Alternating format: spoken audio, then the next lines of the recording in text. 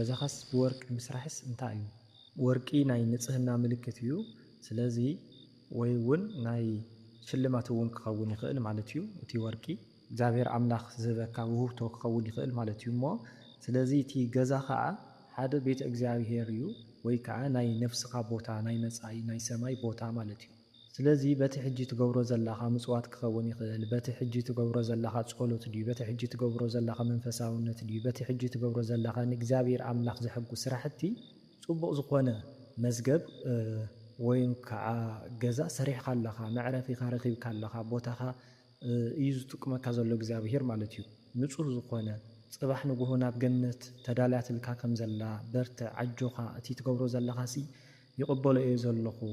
ዓስፍኻ ከዓ ጽባሕ ንጉሆ ከፍለካ እዩ ዝብለካ ዘሎ ወይ ዝብለክ ዘሎ ማለት እዩ ሓደ እዩ በኻልእ ገዛ ሓዳር እዩ ስለዚ ከም ወርቂ ንጹህ ዝኾነ ከም ወርቂ ክቡር ዝኾነ ብፈተና ሓሊፍኪ እትረኽብዮ ሓዳር ከም ዘሎ ከምቲ ወርቂ ብሓዊ ዝፍተን